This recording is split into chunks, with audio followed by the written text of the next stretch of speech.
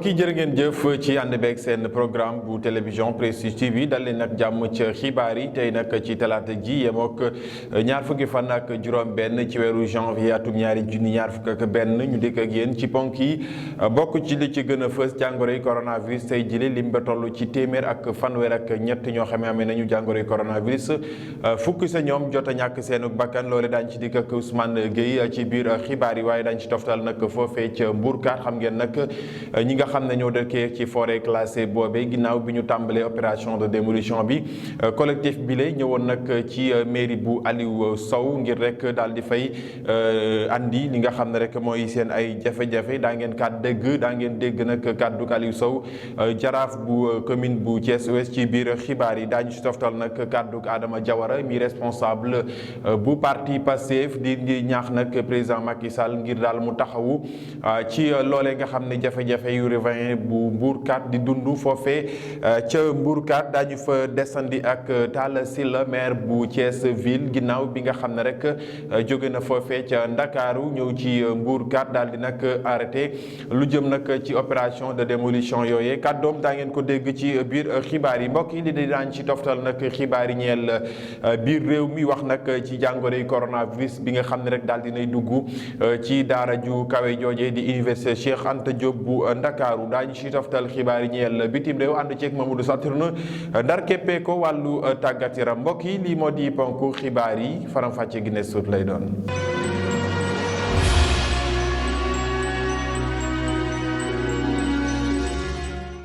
ñu am mbégte dellusiwaat ak yéen ci xibaar yi ni ñu ko junjee ci ponk yi dañu koy door rek lu ñeel jàngoroy coronavirus xam ngeen nag tey ci talaata jile lu tollook téeméer ak fanweer ak ñett amee nañu coronavirus fukk ci ñoom nag jot a ñàkk seen bakkan jamono ji daanaka mun nañu wax lu tollook junni ak juróomi téeméer ak fukk ak juróom ñoo xam ne jot nañ leen test leeral yi ak docteur Ousmane Gueye. ministère bi ñu dënk wérgu yaram askan bi jot na résultat examen virologique yi may waaj a lim ci junni ak juróomi téeméer ak fukk ak juróomi test yi ñu def téeméer ak fanweer ak ñett ñoo ci positif maanaam fanweer ak juróom benn cas contact mooy ñi jaxasoo woon ak ñi amee woon doomu jàngoro bi amul benn cas importé juróom-ñeent fukk ak juróom-ñaar cas issu de la transmission communautaire maanaam ñi jot feebar bi te xamuñu fu ñu ko jëlee ci ñooñu ñaar fukk ak juróom-benn lañu nemmee ko ca Kaolack juróom-ñaar ca Touba ñeent ca Wakam ñett ca Koki Diamniadio Diourbel Guédiawaye Kédougou Louga ak Podor ñaar ca Almadi Dakar Plateau Kër Massar Liberté Mariste Mermoz ak Thilogne benn ci Bel-Air Cité Aliou Sow Fass Foundiougne Guinguinéo HLM Grand Yoff Hann Linguère Mamel Matam Mbour Médina Ndofane Ngaparou Ngor Virage Nioro Nord Foire Patte d'Oie Richard Toll Rufisque Sakal Sicap Baobab Yarax Yoff ak Ziguinchor téeméer ak juróom-ñett fukk ak juróom-ñeent ci ñi ñu hospitalisé woon wér nañu bésu tey ñeent fukk ak juróom-ñett malade ñoo ngi réanimation fukki malade ñàkk nañu seen bakkan bésu dëmb altine ñaar fukki fan ak juróom ci weeru janvier atum 2021 ñeneen ñi ci des hôpital ñoo ngi tane.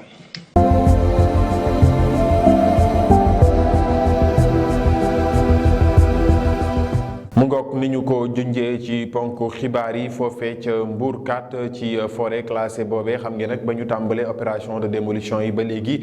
ñi nga xam ne rek ñoom ñoo di collectif ba fa dëkkee daal di nañuy nag amal nag ab tukkib nemmeeku ci mairie bu Aliou Sow nag mi jaraafu Thiès Ouest yëkkati na ay kàddu ngir artu ci itam ñoo ñi nga xam ne rek ñoom ñoo di autorités yi ngir ñu taxawu askan wi nga xam ne ñoo dëkkee foofee ca Mbour 4 ay kàddoom ñu teewlu ko ci micro Moussa Mbaye.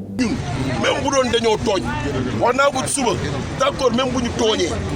laal suuf si ay sénégalais la yu laal suuf Sénégal nañ ko waxtaanee te président dafa ne régulariser donc ci loolu la ñu mën a man li may ñaan mooy li ma wax jeunes yi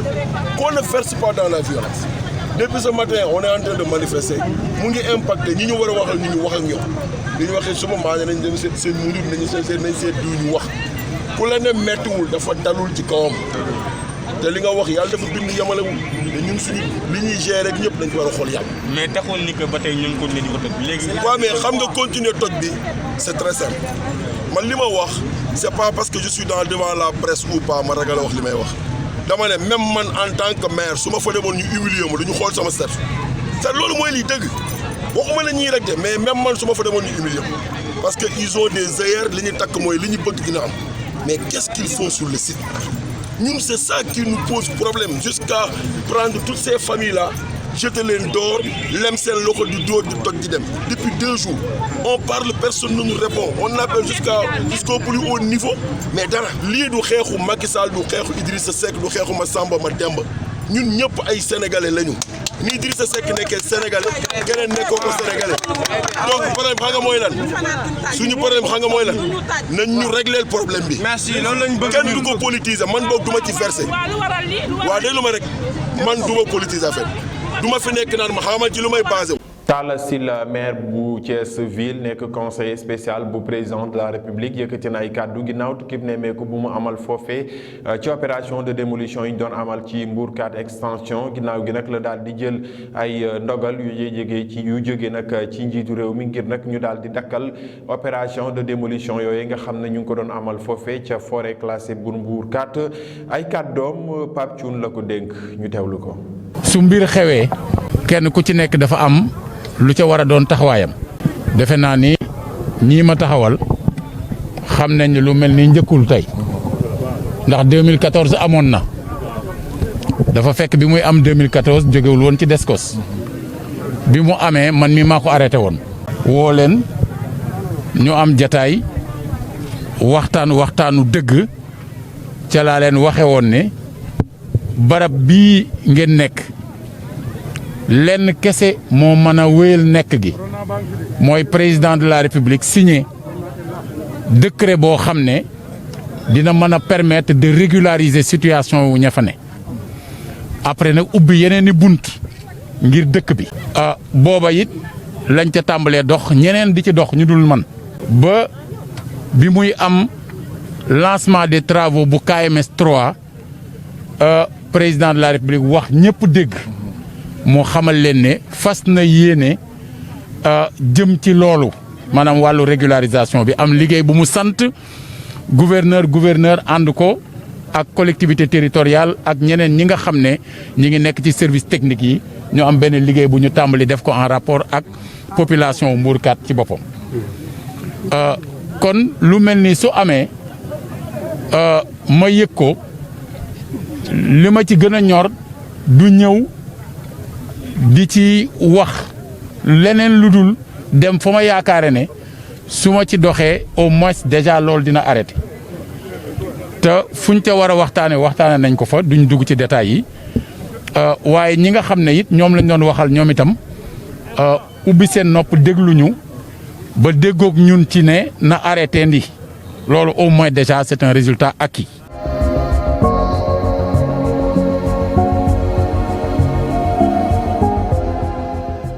mu ngoog sant ko gërëm ko moom Pape Thioune mi ñu doon dëgtal kàddu ko di jaraaf bu gox bi di Talla Sylla noonu la ñuy tàbbee ci xibaar yi ñeel biir réew mi ànd ceeg Fatou Fall la ca gën a fës bokk na ci jàngoroy coronavirus woy di lëmbe foofee ca université Cheikh Anta Diop bu Ndakaaru ñu dooree xibaaru biir réew mi ak coronavirus bay wéy ci université Cheikh Anta Diop bu Dakar ay fukki nit recensé nañu leen ñaar nekk ca département de gestion ñaar nekk ca génie civil ñett ca campus ba benn jàngalekat ñetti élève ak benn technicien de surface bokk nañu ci nit ña amee jàngoro ji loolee tax ba ñu amaloon ab ndaje wu conseil pédagogique ci altine ji ci teewaayu médecin chef bu COUD ba ñu génnee ci ndaje boobu teg nañu ndogal ni jàng mi ci xarala yu wees yi nañu koy tekk fii ak fukki fan ak juróom mbas maa ngay wéy di jaaxal askan bay yeewoo ci Thiès bërëmu liggéeyukaay yi sax mucc ñu ci li ñu jot ci ay xibaar test yu ñu jot def ci benn greffier ak yeneeni liggéeykat yu tribunal yu Thiès firndeel ni ñu ci bëri amee nañu feebar bi di mbas mi ba tax na dakkal nañu bépp yëngu-yëngu ca tribunal boobee fii ak juróom-ñetti fan ci weeru février bi jëwriñ ju ñu dénk wàllum artisanat ak transformation bi yëngu ci wàllum artisanat di Papa Amadou Ndiaye amal na ci altine ji ab payooru première tranche ndimbal yi ci diwaanu Kaolack Kaffrine ak Fatick ndimbal yooyu jëm ci wàllum xeex ak jàkkaarloo gi néewal doole jafe-jafe yi Covid di def ci ñoom abalu bu juróomi milliards lañu génnee gum ci ñaar fukki milliards ak juróom bal bi ñu leen jagleel mu yemoo ak tranche bu njëkk moom jëriñ ju yokk na ci ne artisanat yi ñu lim yépp dinañu jot li ñu leen jagleel ñooñee nekkoon ña bindu woon ca liste yooye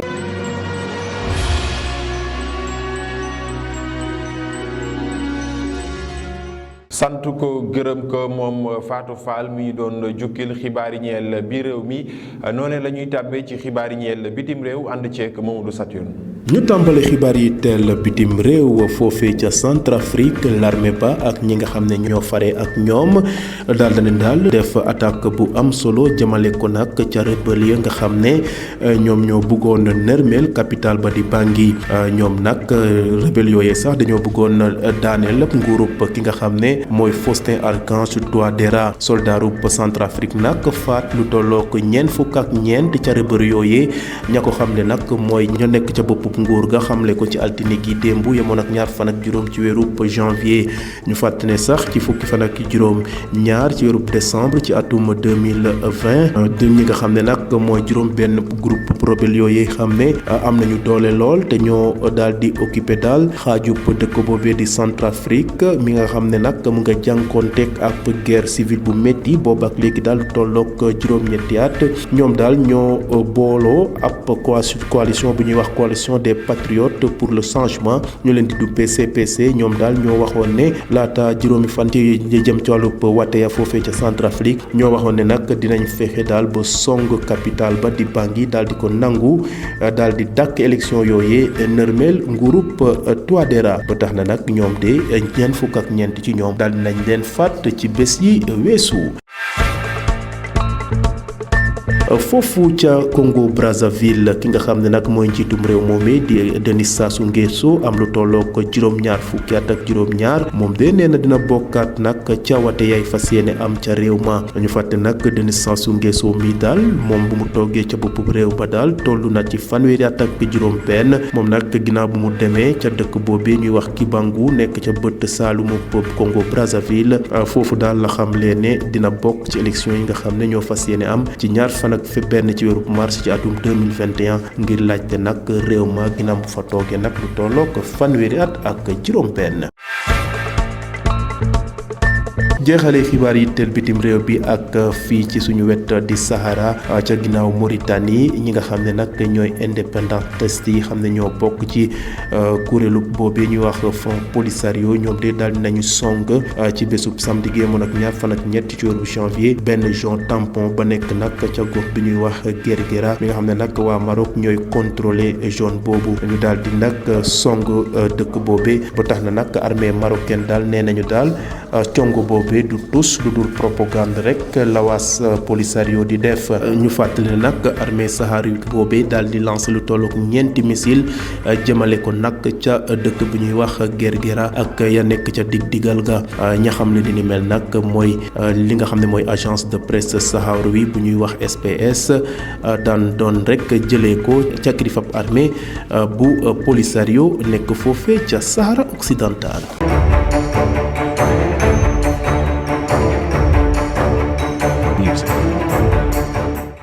ngoog sant ko gërëm ko moom Mamadou Ndione noonu la ñuy tàbbee ci xibaar yi ñeel wàllu tàggat yaram wax nag ci championnat ligue professionnelle ci stade Lat Dior bu diwaanu Thiès kii di Linguère bu Saint-Louis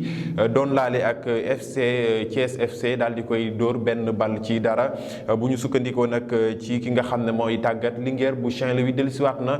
ci match bile waaye itam daal di rafetlu taxawaay bi nga xam ne ndaw mi am nañ ko ci match bile ay kàddoom Mamadou Ndione la ko dénk ñu teewlu ko. di féliciter joueurs yi di encourager aussi équipe adverse bi donc tey match bi dañ doon jouer match bi ci moment bi nga xam ni ñii ñëpp joué nañ ba pare ñu xam seen ay résultats donc loolu des fois day nekk avantage comme day nekk inconvénient parce que am na nu muy demee da ngay am pression day nekk sa kaw donc ci résultats yi démb yi xam nañ ni même ñun bu ñu nulé avec un point daf ñuy permettre ci kaw. mais waruñu woon topp loolu rek pour ñëw ni même si à l'extérieur dañuy ñëw jël un point daal di dem parce que c'est un championnat donc li ñu soxla mooy point yu bëri donc naturellement booy ñëw da nga naan à l'extérieur la un point daay jël mais ñun daal 3 points yi ñu bëggoon parce que équipe aussi bu fekkee da nga am ambition yéeg opportunité bu daal di tegoo rek da nga koy jël qui fait que maintenant. jël 3 points yi ci équipe jàmbur doo ñëw équipe bi nga xam ne dafa nekk à domicile doo ñëw rek ni da nga koy sorxo daay dem da ngay utiliser sa xel daa day naxante loolu moo tax xale yi nañu def nànk daa day teey ci naxante boobu bu ñu xasee ba daa day am benn rek dinañu permettre ñun match bi ñu xool nag ñun léegi ban rythme lañ koy jox ban tempo ci loolu. Thiès FC moom nag la ñu daal di gagné ci match bële Linguère bu Saint-Louis moom moo ko daal di dóor benn bal ci dara foofee ca stade Lat Dior bu diwaanu Thiès bu ñu sukkandikoo nekk ci kàddu gi nga xam ne mooy tàggat FC bu Thiès dellusiwaat nag ci match bi ay kàddoom ba tey ci micro Mamadou Ndione ñu teewlu ko. donc ñoo ngi sant yàlla bu baax su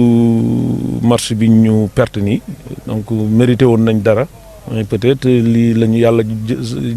jagleel ñu jël ko mais regrettable na nag quoi ñu rëccu la parce que terrain moom surtout à domicile ak match bi ñu jógee fan yi ak li ñu def tey